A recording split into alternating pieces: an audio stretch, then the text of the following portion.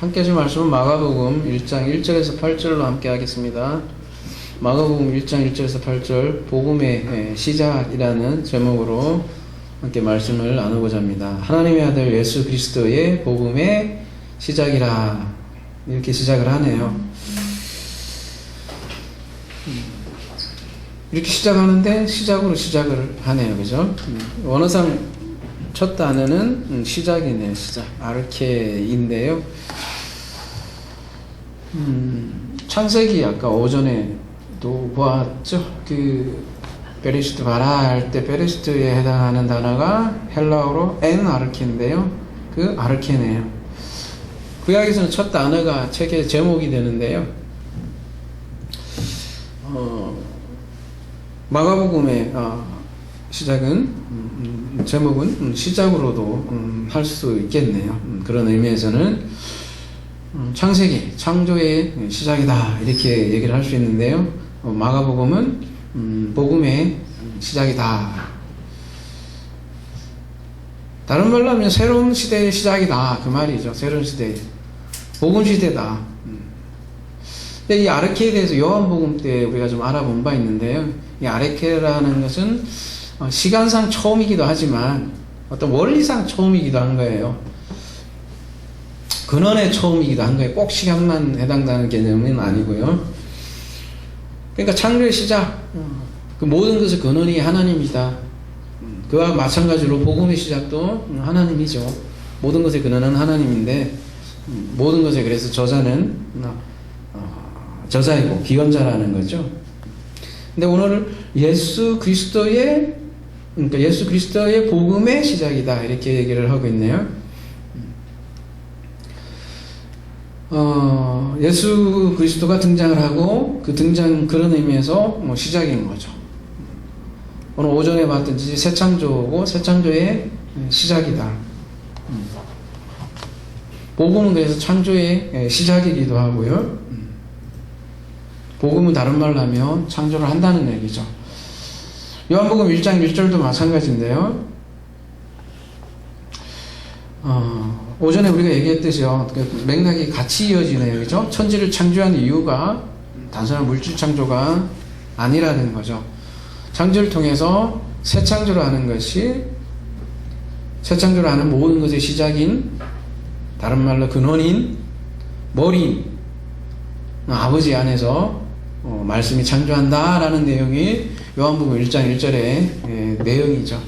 그것이 시작이에요. 시작, 아르케. 근데 오늘은 복음의 시작이다, 이렇게 얘기를 하는데요. 복음이란 뭐냐면 좋은 소식이죠.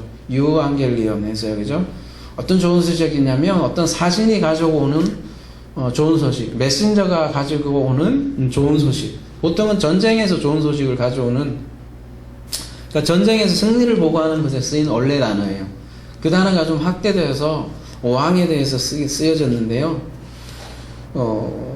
로마 왕의 생일을 유앙겔리온 이렇게 얘기하기도 했었고요. 아니면 그 로마 제국에서 왕이 어떤 왕으로 등극을 할 때 사용한 단어라는 거죠. 이 단어가 새로운 왕이 등극했습니다, 이렇게 했을 때 유앙겔리온, 이 단어를 썼다라는 거죠. 그 새로운 왕이 새로운 시대를, 왕이 바뀌면 시대가 바뀌잖아요, 그렇죠? 그러니까 이 유앙겔리온이라는 거는 어떻게 보면 황제 숭배용 단어였던 거죠. 근데 이 마가가 이 유앙겔리온이라는 단어를 쓰고 있더라는 거죠. 보면 단수로 쓰고 있어요, 유앙겔리온이. 근데 로마의 왕이 쓴 단어는 보통 항상 복수형 유앙겔리온을 썼는데 여기에서는 단수의 유앙겔리온을 쓰고 있더라는 거죠. 그러니까 로마가 쓴 유앙겔리온은 여러 좋은 소식 중 하나이지만 마가복음에서 쓴 이 유앙겔리온은 단수의 유앙겔리온, 그러니까 여러 좋은 소식들 중에 하나가 아니라 유일한 복음이다, 이렇게 얘기를 하는 거죠. 이 소식에 다른 좋은 소식은 없다, 그 얘기죠. 유일한 소식이라는 거죠. 우리가 들어야 할, 이 소식을 들었을 때 우리의 인생의 문제가 해결된다는 거죠. 이게 우리가 들어야 할 굿 뉴스다. 이사야 52장 7절에 이 좋은 소식에 대해서 말하고 있는데요. 한번 가볼게요. 좋은 소식을 전하며 평화를 공표하며, 평화가 좋은 소식이죠. 복된 좋은 소식을 가져오며 구원을 공포하며, 이 구원이 좋은 소식이죠. 시온을 향하여 이르기를 내 하나님이 통치하신다. 내 하나님이 통치하신다. 이게 좋은 소식이죠. 내 하나님이 통치하신다 하는 자의 산을 넘는 발이 어찌 그리 아름다운가. 내 하나님이 통치하신다.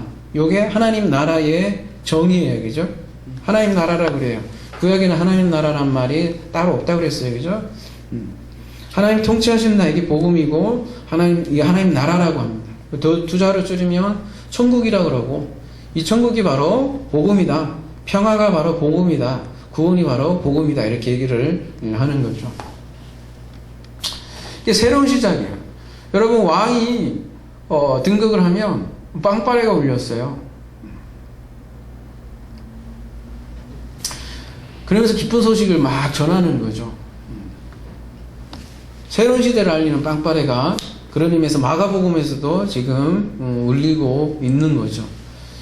새로운 시대를 알려주는 빵빠레가 지금 울리고 있는 거죠. 근데 로마의 왕이 아니라 지금 새로운 왕을 소개하고 있는데 바로 누구냐면 예수 그리스도라는 왕을 소개하고 있는 거죠. 마가는.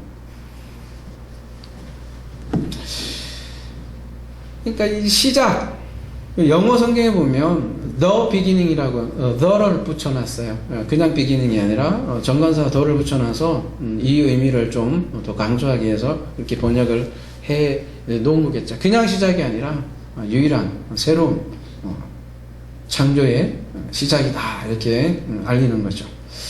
이사야 61장 1절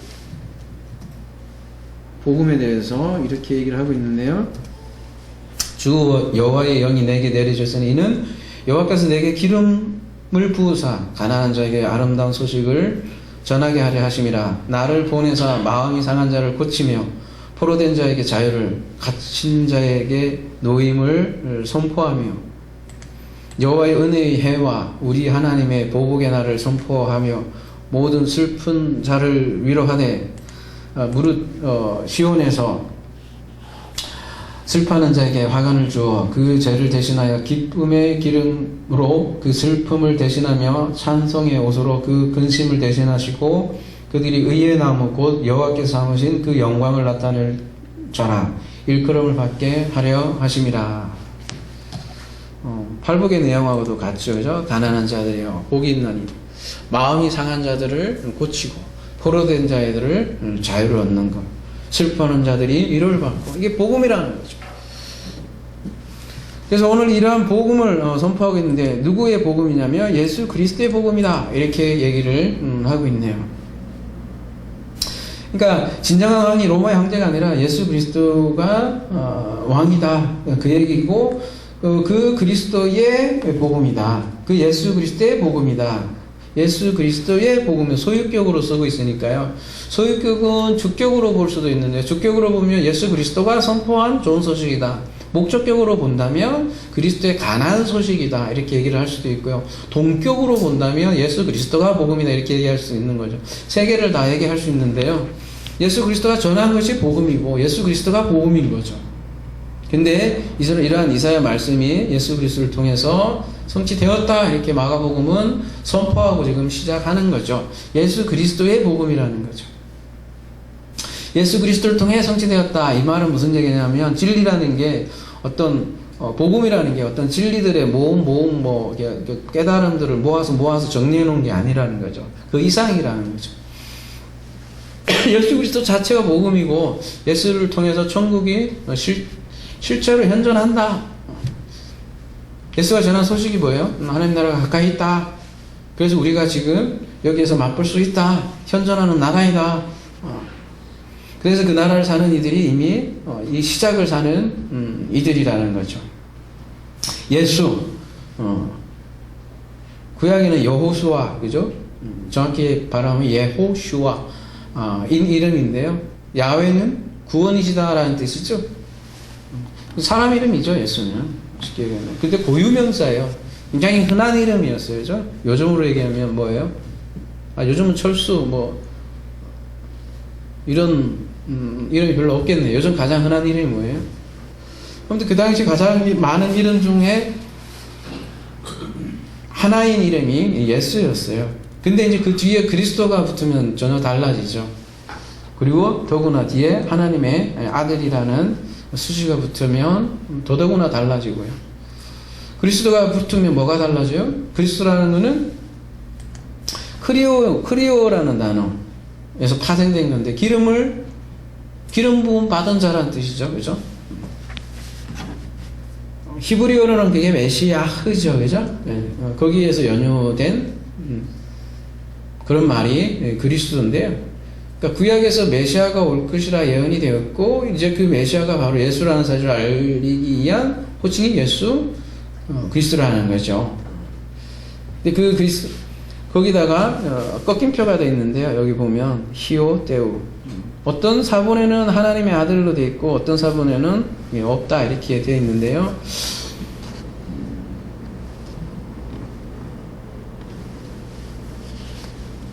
그 로마인들이 보면 이대한 인간들이나 또 어떤 영웅을 보통 막 신의 아들이다 이렇게 간주하기도 했잖아요. 그죠? 그렇게 왕을 혹은 또 하나님의 아들로 주켜 세우기도 했는데, 진정한 하나님의 아들은 그런 로마의 하나님의 아들, 그 아들이 아니라 예수 그리스도가 바로 하나님의 아들이다라는 것을 마가는 선포하는 거죠. 그리고 그가 진정한 왕이고, 그가 진정한 왕으로 등극을 했기 때문에 새로운 시작, 아르케가 새로운 시작이 이제 시작됐다라는 거죠. 그러니까 마가복음 1장은 어떻게 보면 마가복음의 주제가 될 수 있는 거죠. 하나님의 아들 예수 그리스도의 복음의 시작. 그리고 이어서 나오는 것이 2절인데요.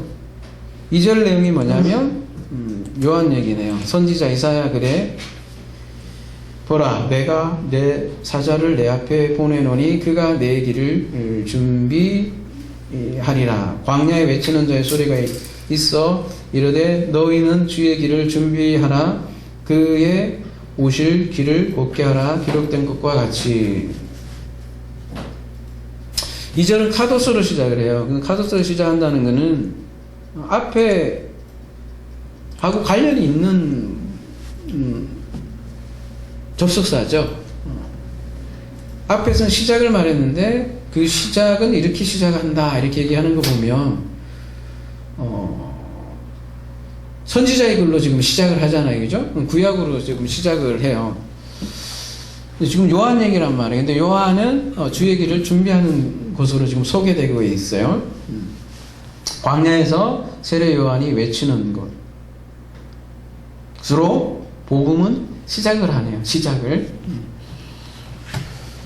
이 내용은 말라기에서 온 내용인데요. 말라기 가볼게요. 3장 1절 가보면 만군의 여호와가 이르노라. 보라 내가 내 사자를 보내리니 그가 내 앞에서 길을 준비할 것이요 또 너희가 구하는 바 주가 갑자기 그의 성전에 임하시리니 곧 너희가 사모하는 바 언약의 사자가 임하실 것이라. 그러니까 구약의 제일 마지막 말라기는 이렇게 주의 날을 선포하는 선지자를 예언을 하고 있어요. 그 선지자가 바로 엘리야.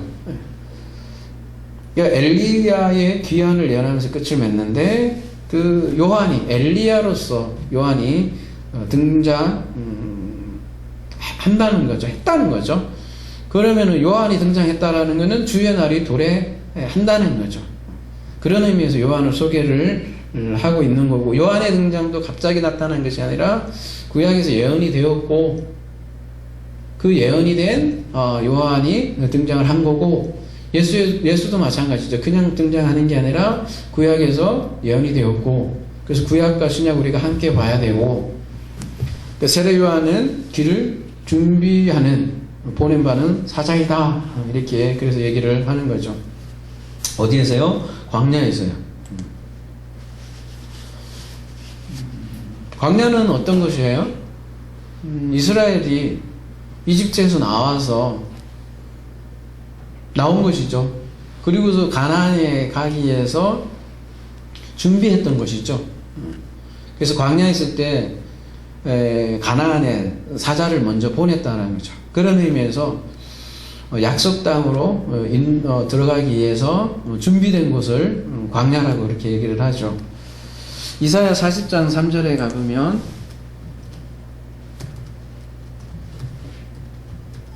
외치는 자의 소리가 이르되 너희는 광야에서 여호와의 길을 예비하라. 사막에서 우리 하나님 대로를 평탄하게 하라. 광야에서 뭔가 준비를 하는 게 예비하는 거예요.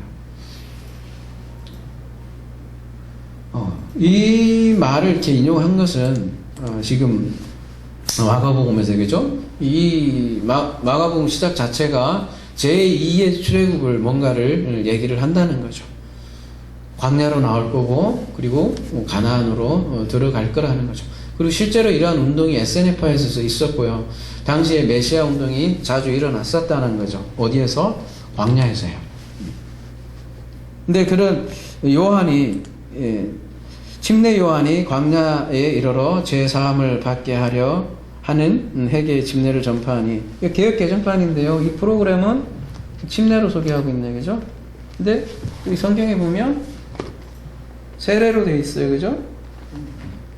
뭐 저는 싸우고 싶지는 않아요.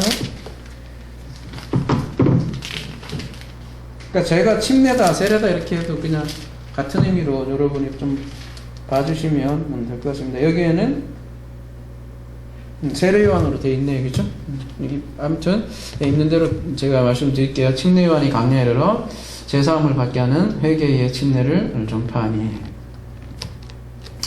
온 유대 지방과 예루살렘 사람이 다 나아가 자기 죄를 자복하고 요단강에서 그에게 침례를 받더라.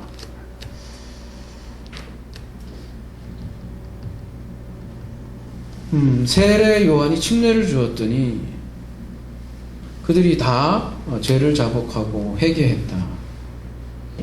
그래서 온 유대 지방과 예루살렘이 다 나아가 자기 죄를 자복했다.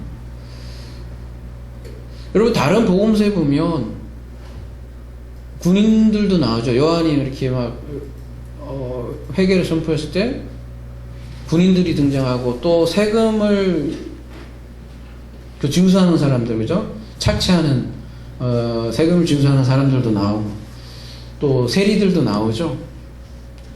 그들이 막 세례 받는 장면이 막 나와요. 요한이 한 설교죠. 말하자면 그 당시 한 설교에 대해서 굉장히 충격을 받고 감동을 받았던 것 같아요. 그런 모습을 보면. 그리고 요한이 막 했던 그 메시지에 감동을 받아서 죄를 고백하고 새로운 삶을 말하자면 살려고 했던 거겠죠. 그러면 그들이 소위 말하는 전부 회심한 걸까? 진정한 의미에서 여기서는 온 유대 지방이래요. 그죠? 예루살렘이 다 나아가서 죄를 자복했대요. 그러면 전부 만약에 회심한 거라면 예수의 사역이 필요할까요? 필요 없겠죠. 그러니까 요한의 세례 운동이 강력했을지라도요. 그죠? 그것이 전부가 아니라는 사실이겠죠. 그 다음 모습 보면요. 요한은 낙타털 옷을 입고 허리에 가죽띠를 띠고 메뚜기와 석청을 먹더라. 이게 엘리야 열왕하죠. 열왕기 하 1장 8절에 보면 엘리야의 모습하고 비슷한 복장이에요. 이 복장이. 근데 이 낙타털 옷을 입는다. 뭐 멋있는 옷이 아니라 가난한 사람들이 입던 옷이라는 거죠. 그러니까 이 요한은 말하자면 굉장히 청빈한 삶을 살았던 것 같아요. 그리고 음식은 메뚜기를 먹었다고 하는데 여러분 메뚜기가 웰빙 식품인가요? 아니면 메뚜기 얼마나 좋은 음식이었겠어요. 그죠? 이것도 말하자면 가난한 사람들이 먹는 음식이죠. 화로운 웰빙식이 아닐 거 아니에요. 석청도 보면 꿀인데 뭐 여러분이 생각하는 거 뭐 멋들어진 꿀 그런 꿀이겠어요. 그죠? 야생 벌꿀인데 그 벌꿀이 많으면 또 얼마나 많았겠어요. 야생에. 그죠? 이 전부 다 보면 가난한 사람들이 먹는 그런 옷과 음식이었다는 거죠. 그것도 광야에서. 그죠? 광야가 그렇게 풍요한 삶을 주는 곳은 아니잖아요. 그러니까 엘리야의 복장을 많이 닮은 이 요한, 그가 굉장히 천빈하고 말하자면 오늘날로 얘기하면 굉장히 긍욕적인 삶을 사는 것으로 보여요. 그죠? 그리고 엘리야가 아합왕하고 이렇게 막 싸우고 그런 모습도 있잖아요. 마찬가지로 요한도 헤롯 안디바하고 이렇게 막 비판도 하고 그런 모습을 보면 엘리야를 참 많이 닮아 있다라는 거죠. 그러면 그런 요한처럼 사는 게 회심일까요? 그게 다라면 우리가 듣는 예수 그리스도의 복음을 들을 필요는 없는 거죠. 요한의 복음을 들으면 될 거 아니에요. 그러면 성경이 기록되지 않았을 텐데, 엘리야도 마찬가지예요. 엘리야가 갈멜산에서 전투를 그렇게 해서 이겼는데도 불구하고 나중에 도망을 가고 나중에 셈이라는 음성을 듣는단 말이죠. 그래서 7절에 보면 그래서 이런 얘기가 나와요. 이 요한이 다가 아니라는 거죠. 그가 전파에 이르되 나보다 능력 많으신 이가 내 뒤에 오시나니 나는 굽혀 그의 신발 끈을 풀기도 감당하지 못하겠노라.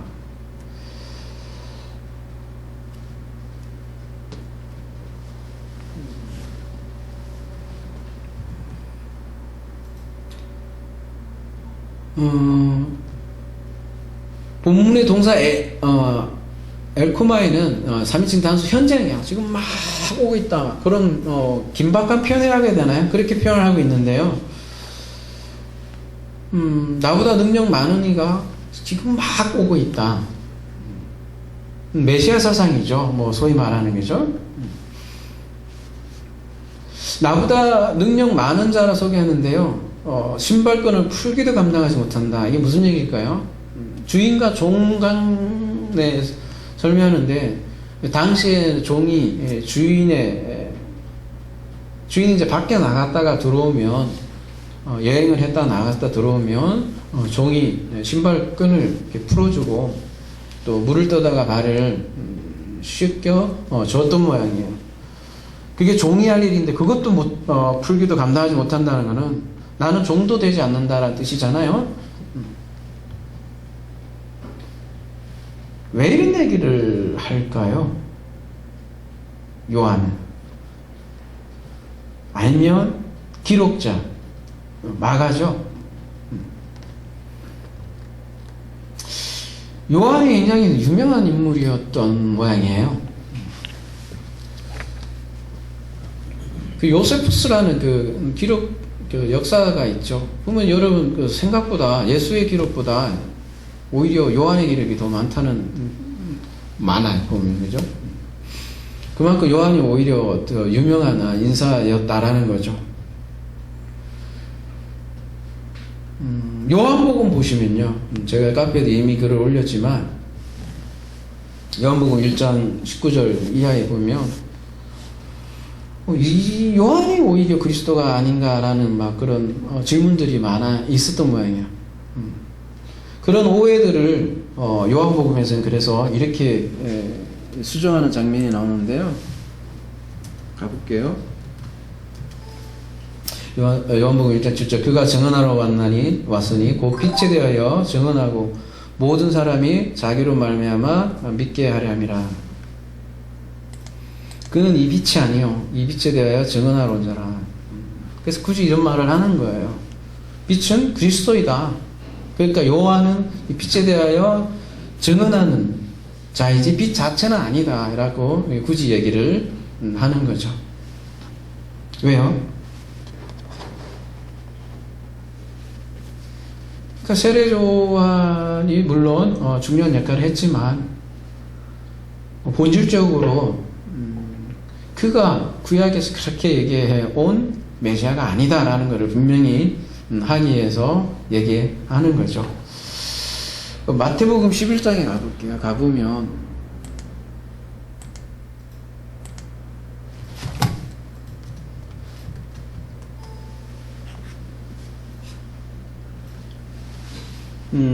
요한이 이렇게 회의를 느끼는 부분이 있어요. 좀 질문을 해요. 예수께 여짜오되 오실 그이가 당신이 오니까 우리가 다른 일을 기다려오리까. 메시아 돼서 이렇게 선포를 했잖아요. 근데 당신이 맞습니까? 이렇게 얘기를 한다는 거죠. 예수께서 대답하여 이르시되 너희가 가서 듣고 보는 것을 요한에게 알리되 맹인이 보며 못 보는 사람이 걸으며 나병 환자 깨끗함을 받으며 못 듣는 자가 들으며 죽은 자가 살아나며 가난한 자에게 복음이 전파된다라. 누구든지 나로 말미암아 실족하지 아니하는 자는 복이 있도다 하시니라. 세례 요한이 왜 오실 리가 당신이라고 묻습니까?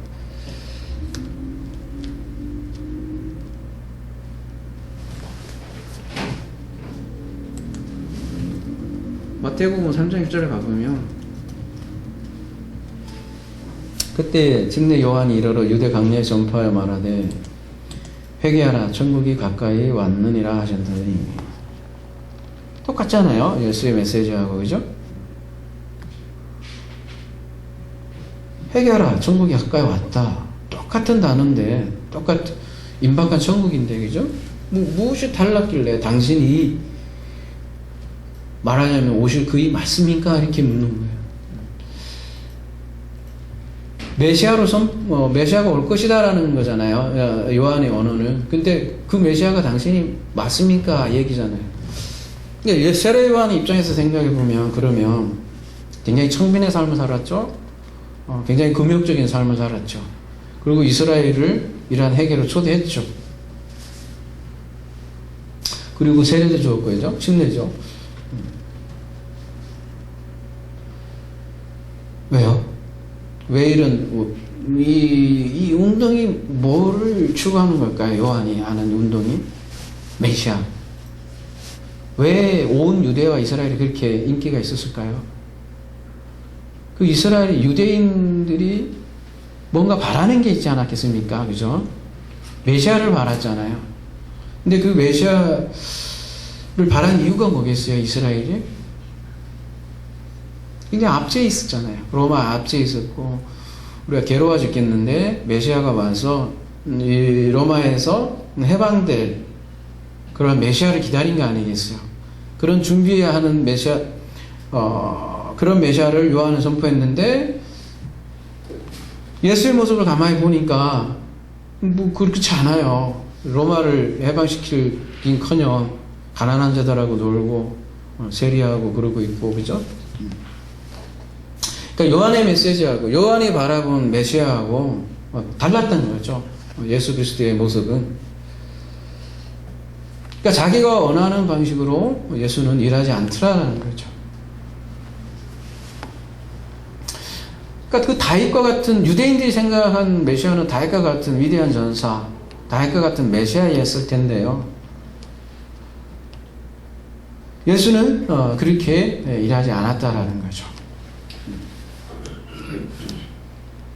그래서 마태복음 다시 11장으로 가보면 이 요한에 대해서 예수는 이렇게 얘기를 해요.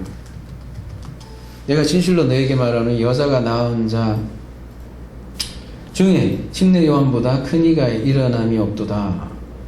그러나 천국에서는 극히 작은 자라도 그보다 크니라. 그죠? 왜 이렇게 얘기를 했을까요? 침례 요한의 때부터 지금까지 천국은 침노를 당하니 침노한 자는 빼앗느니라. 모든 선지자와 율법이 예언한 것은 요한까지니. 모든 선지자와 율법, 말하자면 구약이죠. 구약이 예언한 것은 요한까지니.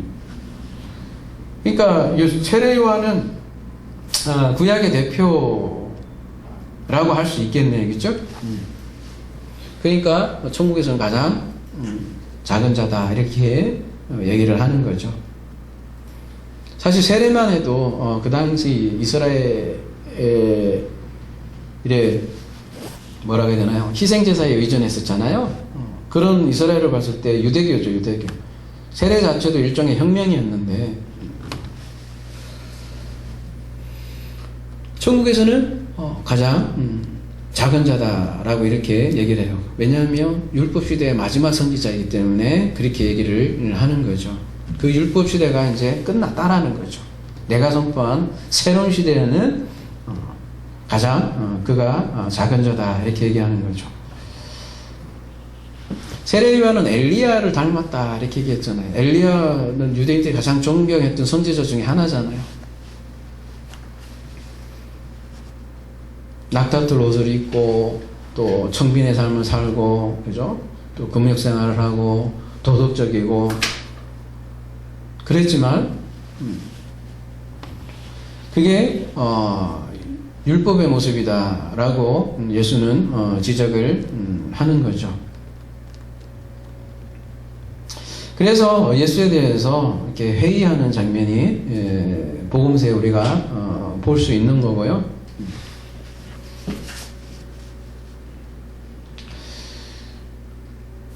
그래서 마가복음 1장 14절에 가보면 뒷부분에 가보면 예수께서 이렇게 얘기를 해요. 요한이 잡힌 후 예수께서 갈릴리에 오셔서 하나님의 복음을 전파하여,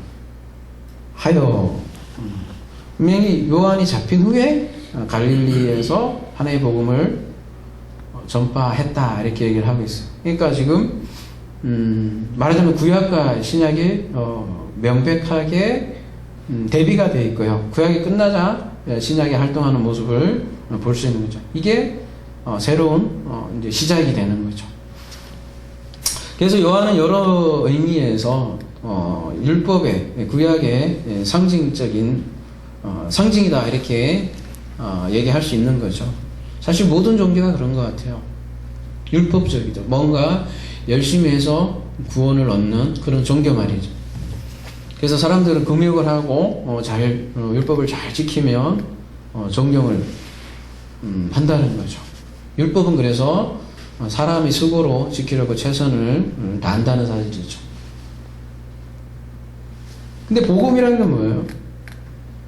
이렇게 사람에게서 오는 최선을 다해서 율법을 잘 지키는 것, 사실 그게 할 수 없기 때문에 온 사건이 바로 복음 아니겠어요? 그죠? 오히려 복음은 그러한 율법을 사람이 언제 지킬 수 없다, 의는 없나니 하나도 없다 라고 고발하는 것이 복음이라는 거죠. 사실 율법을 끝까지 지켜서 자기 의를 과시하고 싶은 것이 인간의 본능인데, 다른 종교일수록 그래서 오히려 최선을 다해서 살아가려고 하고요.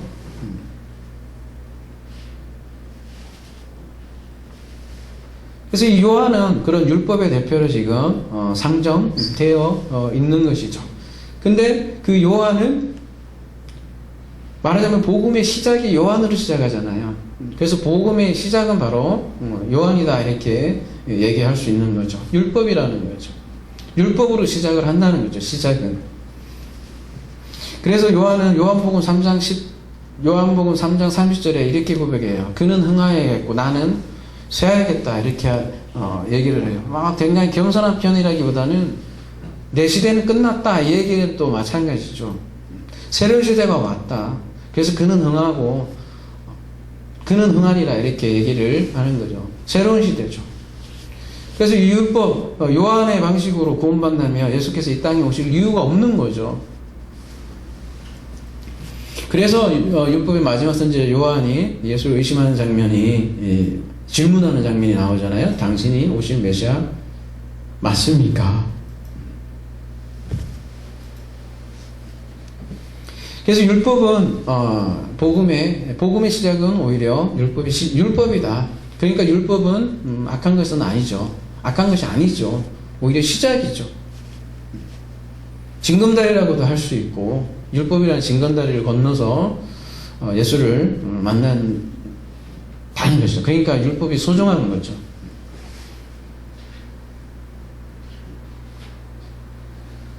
그래서 8절 보면 이 율법을 왜 주었는지 우리가 또 알 수 있을 것 같아요. 나는 너희에게 물로 침례를 베풀었거니와 그는 너희에게 성령으로 침례를 베푸시리라.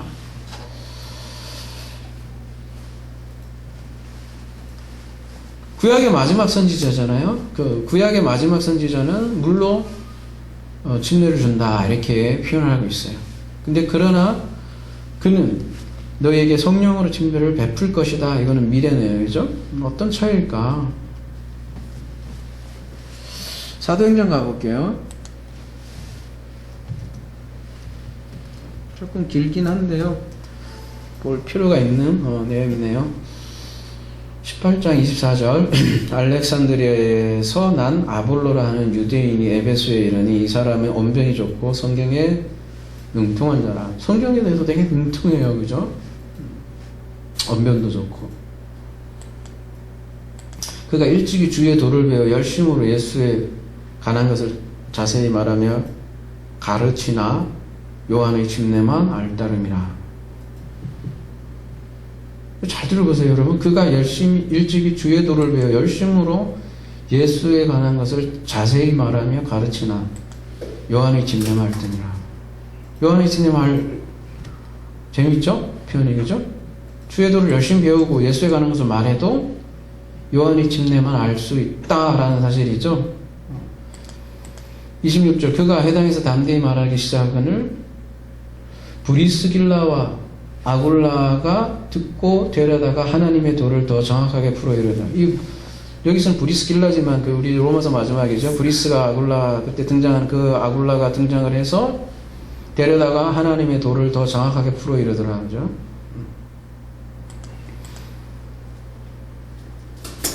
아볼로가 아가야로 건너가고자 함으로 형제들이 그를 격려하며 제자들에게 편지를 써 영접하라 하였더니 그가 감에 은혜로 말미암아 믿은 자들에게 많은 유익을 주니 이는 성경으로서 예수는 그리스도라 증언하고 공정 앞에서 힘있게 유대인의 말을 이김이니라. 그리고 19장으로 넘어가면 아볼로가 고린도에 있을 때 바울이 이 지방으로 다녀 에베소에 와서 어떤 제자들을 만나 이르되 너희가 믿을 때 성령을 받았느냐? 이르되 아니라 우리는 성령이 계심도 듣지 못하노라. 바울이 이르되 그러면 너희가 무슨 침례를 받았느냐? 대답하되 요한의 침례니라. 바울이 이르되 요한이 회개의 침례를 베풀며 백성에게 말하되 내 뒤에 오시는 이를 믿으라 하셨으니 이는 본 예수라 하거늘 그들이 듣고 주 예수 이름으로 침례를 받으니. 그러니까 앞에 요한의 세례라고 요한의 세례죠. 침례. 근데 지금 사도 바울은 회개의 침례를 얘기를 하고 있고 5절에 그래서 그들이 듣고 주 예수의 이름으로 침례를 받으니 바울이 그들에게 안수하며 성령이 그들에게 임하심으로 방언도 하고 예언도 하니 모두 12사람쯤 되니라. 19장에 이렇게 보면 요한의 침례만 받은 이들이 나온다는 거죠. 그죠? 말하자면 요한의 제자들인 거죠. 말하자면. 근데 그들이 예수의 이름으로 세례를 받으니까 새로운 언어, 새로운 말씀이 나오더라. 이들이 모두 12사람이다. 모두 12아들들이다. 아들들이다. 이렇게 얘기를 하고 있잖아요. 그죠? 그러고 보면 요한의 세례가 있고 예수의 세례가 있는 거네요. 그죠? 근데 예수의 세례가 시작이다. 그래서 요한은 그리스도의 길을 예배한다. 이렇게 얘기를 하는 거죠. 다른 말로 하면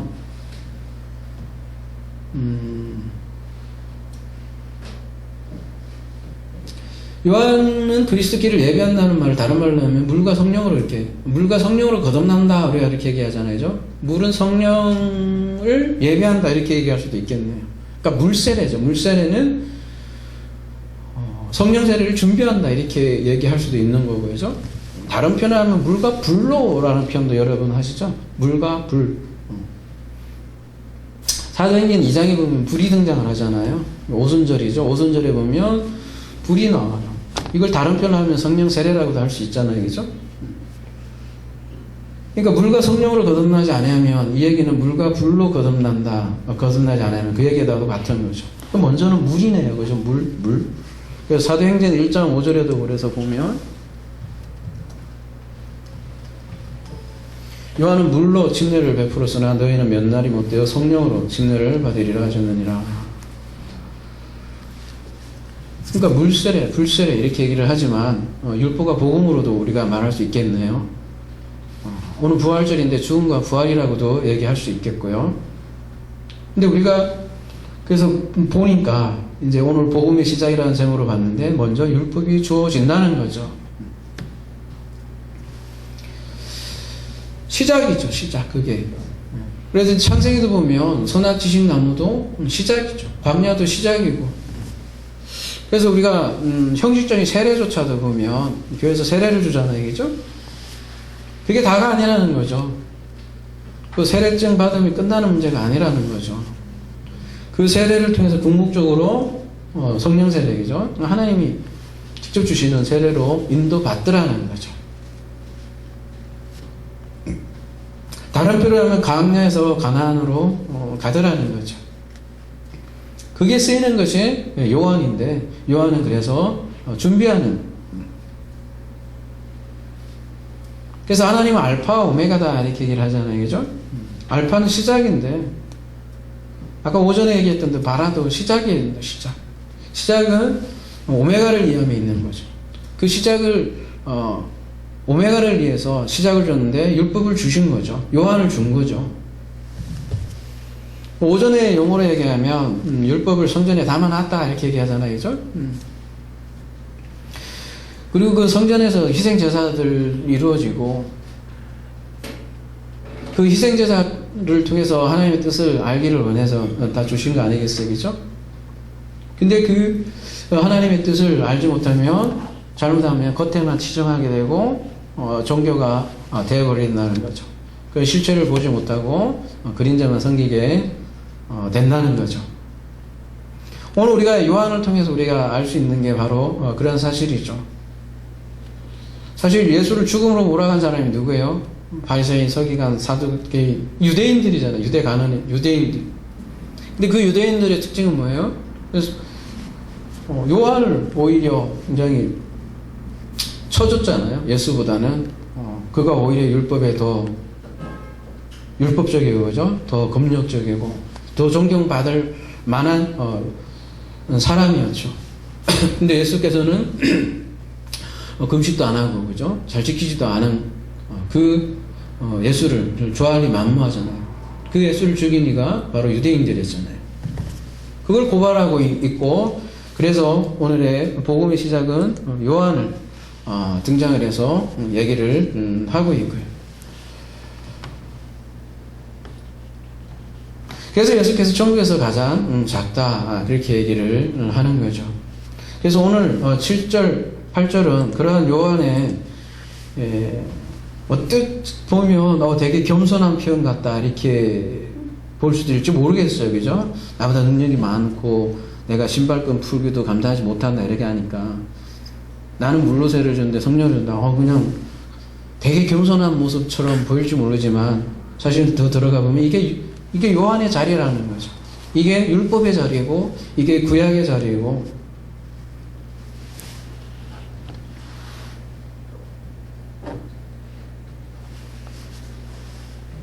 근데 우리는 이러한 사실을 통해서 이 구약을 통해서 새로운 시대, 그죠? 새로운 시대를 맞이한 우리는 새로운 시대에 산다는 거예요. 어떤 시대냐? 복음의 시대에 산다는 거죠. 이게 얼마나 위대한 일이에요. 요한의 시대에 살지 않고 위대한 하나님 나라에 살고 있다라는 거죠. 복음의 나라에 살고 있다라는 거죠. 인간이 행하는 것이 아니라 하나님이 행하는 그 시대에 사는 것이 복음의 시대에 산다는 거죠. 율법은 아래에서 위로 올라가는데 우리는 위에서 아래로 내려오는 은혜에 산다는 것. 완전히 변화된 시대잖아요. 이게 굿뉴스라는 거죠. 우리의 왕인 그리스도가 우리를 섬겨서 그의 나라로 살게 한다는 것이잖아요. 이게 복음이라는 거죠. 전혀 다르지 않습니까? 요한과 또 유대인들이 생각하는 그들이 그렇게 율법적이고 금욕적인 생활로 하나님을 섬겨하는 그런 율법이 멍해가 되는 그런 시대가 아니라 새로운 유한결변 복음의 시대가 울렸다. 마가복음은 이렇게 시작을 하는 거죠. 우리가 그렇지 않습니까? 우리 옛날의 시작을 생각해 보자고요. 여러분도 다 요한의 세례를 다 받은 거 아닙니까? 따지고 보면. 그러나 어떻습니까? 신앙생활을 열심히 하면 할수록 더 불안해지고